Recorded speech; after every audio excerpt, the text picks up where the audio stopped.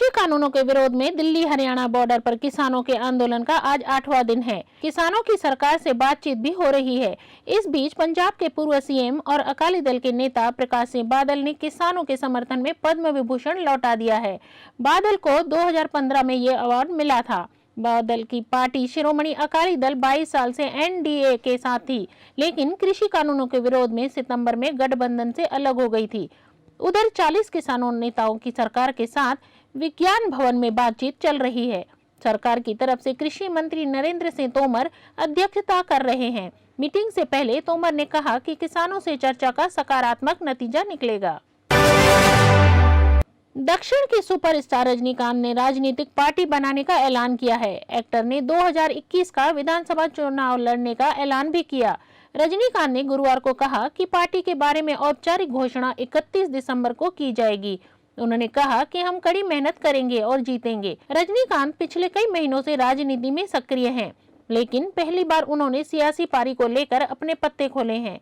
Party बनाने और विधानसभा चुनाव में उतरने के ऐलान के बाद तमिलनाडु की राजनीति में एक और एक्टर की एंट्री होगी। इससे पहले वहां फिल्मी कलाकार राजनीति में कामयाबी हासिल करते रहे हैं। कृषि कानूनों के विरोध में किसानों के आंदोलन का आज 8वां दिन है। सरकार और किसान संगठनों के बीच बातचीत हुई, लेकिन अब तक कोई समाधान नहीं निकल सका। पुलिस ने राष्ट्रीय राजधानी की ओर जाने वाले रास्ते बंद कर दिए हैं। यहां बैरिकेड्स के आगे बसें भी खड़ी की गई हैं। पिछले दिनों किसानों ट्रैक्टर से इन बैरिकेड्स को हटा दिया था। बहरहाल इस बैरिकेडिंग की वजह से इससे हजारों लोगों को दिल्ली जाने और वहां से निकलने में दिक्कत हो रही है। MDH मसाले के मालिक महाशय धर्मपाल गुलाटी का बुधवार सुबह 5:30 बजे 98 साल की उम्र में हार्ट अटैक से निधन हो गया।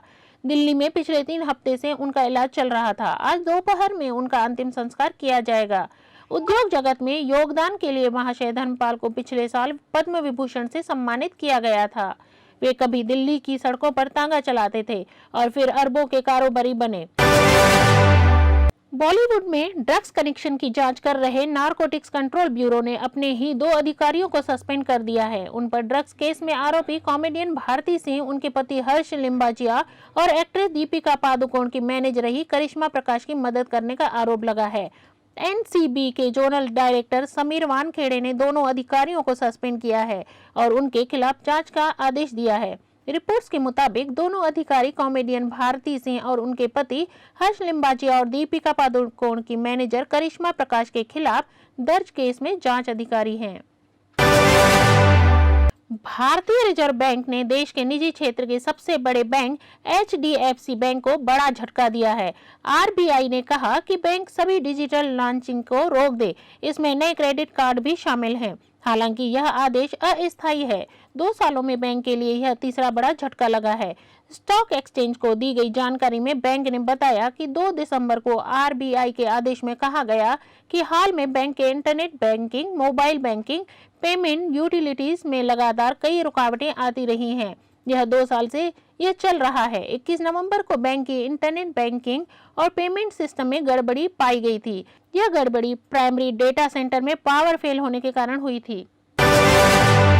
शिवसेना ने फिल्म सिटी विवाद को लेकर अपने मुख्य पत्र सामना में उत्तर प्रदेश सरकार और मुख्यमंत्री योगी आदित्यनाथ पर निशाना साधा है।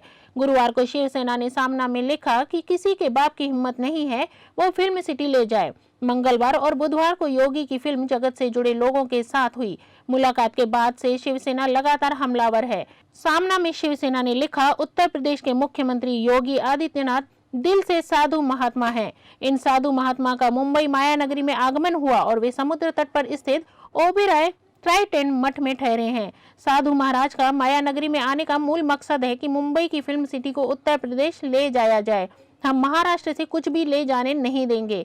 किसी के बाप की हिम्मत नहीं है वो फिल्म सिटी यहाँ से ले जाए।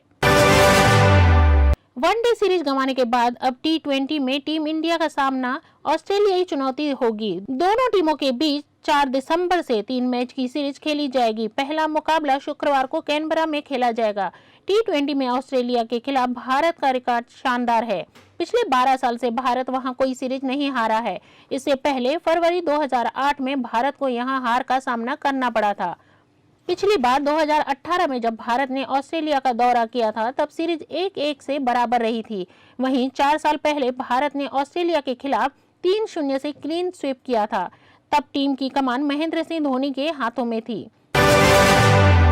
राष्ट्रीय राजधानी दिल्ली को पंजाब और हरियाणा से आए किसानों ने घेर लिया है। लाखों की तादाद में आए किसान दिल्ली को बाहरी राज्यों से जोड़ने वाली हाईवे पर डेरा डाले हुए हैं। ये किसान केंद्र सरकार के 3 कृषि कानूनों का विरोध कर रहे हैं। इस विशाल धरना प्रदर्शन को शुरू हुए 1 सप्ताह हो चुका है। ऐसे में सवाल उठा है कि पंजाब और हरियाणा के किसानों में जो आक्रोश है वो बिहार के किसानों में दिखाई क्यों नहीं देता है। बिहार का मोकामा टाल क्षेत्र अपनी दालों के लिए खास पहचान रखता है। यहाँ करीब 1 लाख हेक्टेयर जमीन पर दाल की खेती होती है। मोकामा टाल क्षेत्र के किसानों ने मई 2018 में न्यूनतम समर्थन मूल्य के लिए आंदोलन किया था। हालांकि इसका बहुत ज्यादा असर हुआ नहीं है। नालंदा, लखीसराय, पटना और शेखपुरा जिलों में फैले इस इलाके के किसान सिर्फ रबी सत्र के दौरान ही दलहन की उपज लेते हैं। बीते कई सालों से यहाँ के किसानों को दाल के सही दाम नहीं मिल पाए हैं। देश के लिए सबसे अच्छी खबर आई है। दिसंबर के आखिर में या जनवरी की शुरुआत में कोरोना वैक्सीन की इमरजेंसी अप्रूवल मिल सकता है। दिल्ली एम्स के डायरेक्टर डॉक्टर रणदीप गुलेरिया ने गुरुवार को इसकी जानकारी दी। डॉक्टर गुलेरिया ने कहा है कि भारत में अब कुछ वैक्सीन फाइनल स्टेज के ट्रायल्स में हैं। हमें उम्मीद है कि दिसंबर के अंत या जनवरी की शुरुआत तक इनमें से किसी को ड्रग रेगुलेटर से इमरजेंसी अप्रूवल मिल जाएगा। उसके बाद वैक्सीनेशन शुरू हो सकेगा। दरअसल इस समय भारत में 6 वैक्सीन पर काम चल रहा है। इसमें ऑक्सफोर्ड, एस्ट्राजेनेका और भारत बायोटेक के वैक्सीन फेज 3 ट्रायल्स में है। कोरोना की मार बॉलीवुड पर खूब पड़ी। मार्च में हुए लॉकडाउन की वजह से फिल्म इंडस्ट्री पूरी तरह ठप पड़ गई है। फिल्मों की शूटिंग पूरी तरह रोकनी पड़ गई। सितारे भी घर में कैद हो गए हैं और काम पर लौटने के लिए महामारी खत्म होने का इंतजार करने लगे। लेकिन अब सितारे सेट पर लौट रहे हैं। कई बड़े सितारों ने फिल्मों की शूटिंग शुरू कर दी है। कोरोना से बचने की सभी सावधानियों के साथ फिल्मों की शूटिंग वापस शुरू हो गई। 2020 में लगातार रिकॉर्ड बना रही मुकेश अंबानी की कंपनी रिलायंस इंडस्ट्री लिमिटेड ने एक और रिकॉर्ड बनाया है। 2020 की भारतीय कंपनियों की फॉर्च्यून 500 लिस्ट में रिलायंस इंडस्ट्रीज लगातार दूसरी बार टॉप पर रही हैं। इंडियन ऑयल कॉरपोरेशन लिमिटेड को लगातार दूसरे साल पछाड़कर रिलायंस ने यह उपलब्धि हासिल की है। यह लिस्ट वित्त वर्ष 2019-20 के वित्तीय आंकड़ों के आधार पर तैयार की गई है।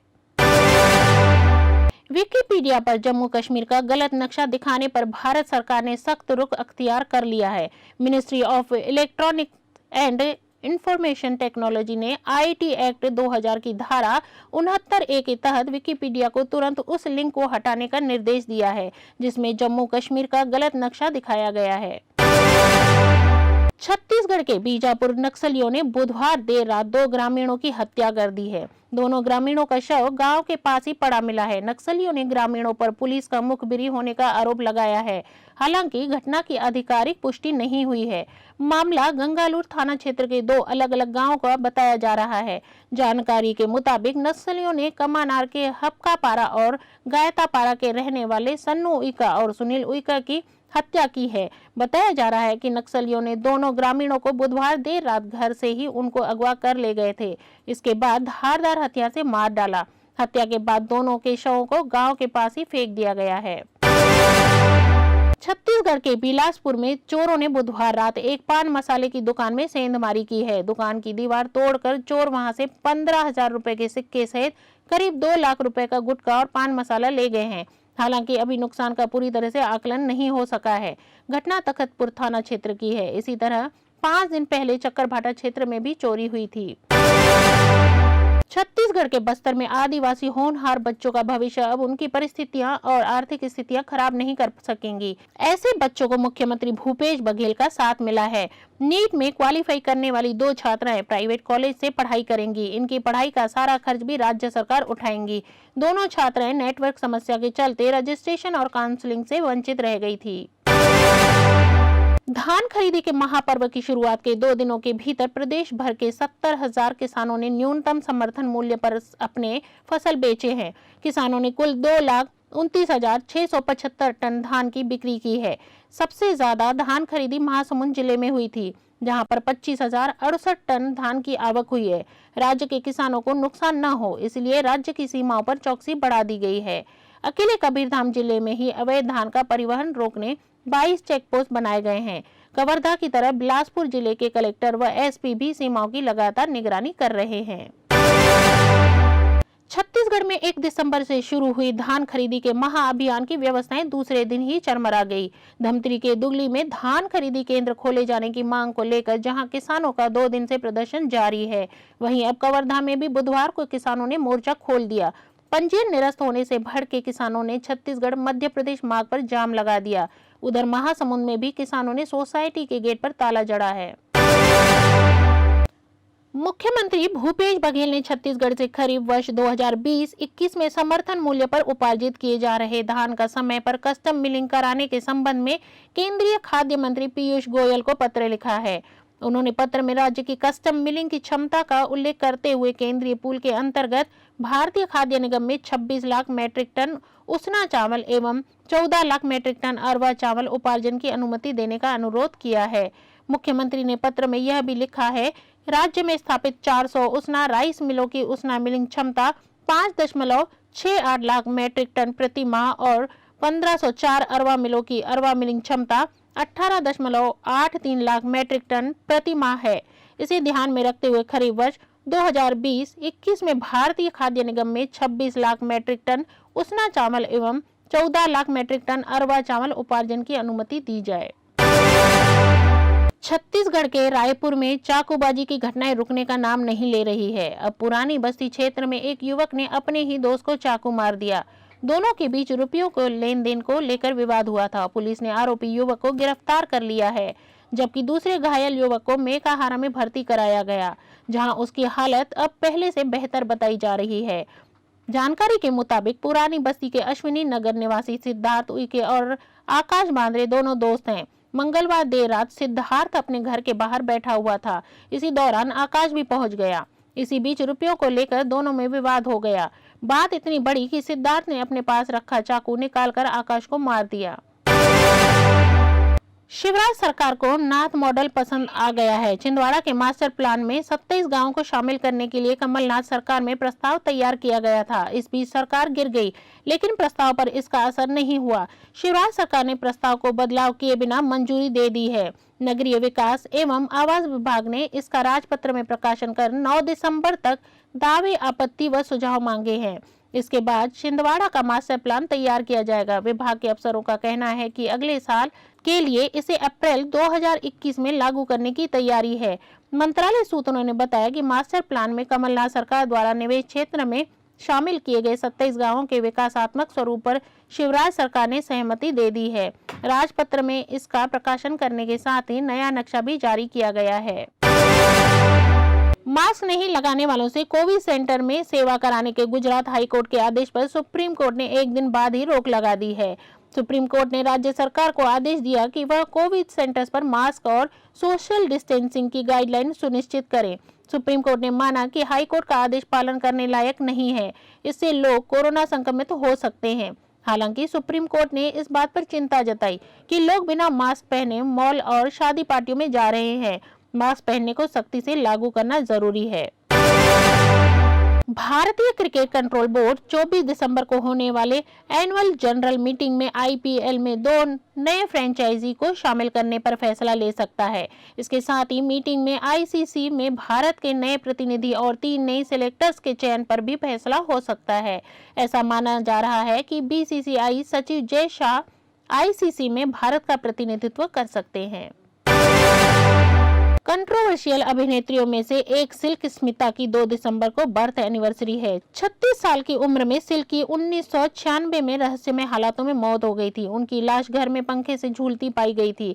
इस साल 17 सालों तक साउथ इंडस्ट्री पर राज करने वाली ये एक्ट्रेस एक पहली बनकर दुनिया से चली गई। सिल्क साउथ की फिल्मों की बेहद बोल्ड एक्ट्रेस थी। सिल्क स्मिता की कंट्रोवर्शियल लाइफ पर 2011 में द डर्टी पिक्चर बनाई गई, जिसमें विद्या बालन ने लीड रोल प्ले किया। कंगना रनौत ने किसान आंदोलन से जोड़कर जिन दादी का मजाक उड़ाया था, अब उनका बयान मीडिया में वायरल हो रहा है। उन्होंने एक इंटरव्यू में कंगना को उनके कमेंट के लिए लानत भेजी और उन्हें पागल बताया। उनके मुताबिक कंगना ने उन पर जो तोहमत लगाई है वह गलत है।